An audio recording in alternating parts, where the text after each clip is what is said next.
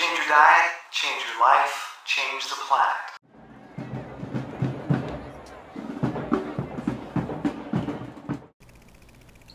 Okay, what about fish? She doesn't eat meat, but what about fish? Isn't that meat? Fish meat.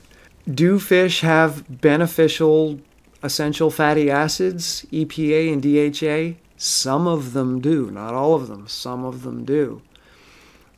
These are the northern water fish, the deep water fish.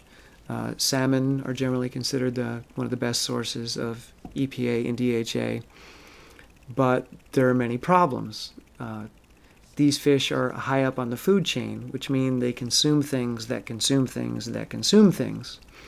And the higher up you are in the food chain, the more toxic your tissues are going to be. So basically, the bigger the fish, the more heavy metal contaminants, or POPs, persistent organic pollutants, are going to be in that fish.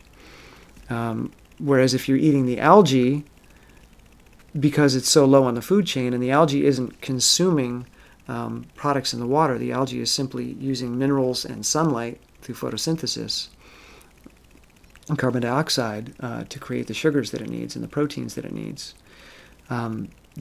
Algae is not really contaminated, but the fish that eat the algae and then another fish and then another fish, they build up toxins and persistent organic pollutants.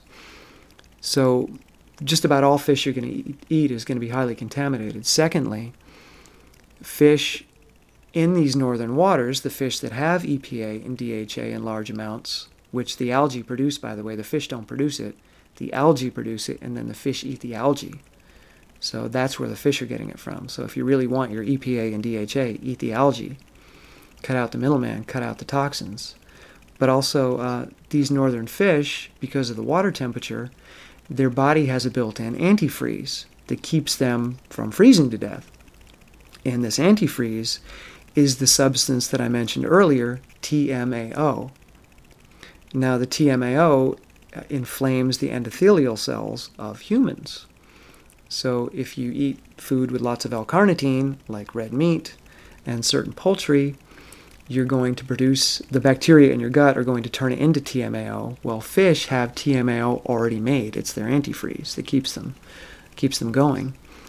Secondly, if you're eating raw fish or sushi, it's full of parasites. Fish are high in cholesterol, saturated fats, and if you're cooking them, you're oxidizing those fats, producing lipid peroxides, which are highly damaging to your cell membranes and your DNA.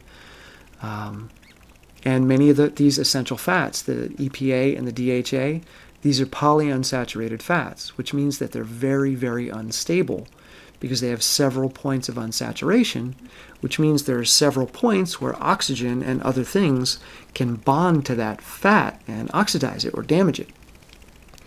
So polyunsaturated fats do not heat well at all. You should never heat these fats. So if you're cooking your fish, you're turning many of these beneficial fats into very dangerous lipid peroxides or radical compounds. So if you eat the fish raw, you're still getting the chemicals, the pollutants, you're still getting the TMAO, and you're also getting the parasites. If you cook the fish, you're getting the pollutants, you're getting the TMAO, and now you're getting the lipid peroxides. So if your reason for eating the fish is the essential fatty acids, go to the algae. Much, much better source without the complications. So yeah, also fish is very high in an omega-6 fatty acid called arachidonic acid. And arachidonic acid is highly inflammatory in the human body. So yes, you are getting omega-3s, many of them are oxidized and therefore dangerous, but you're also getting a lot of omega-6 from arachidonic acid, and that is highly inflammatory. So I don't recommend fish.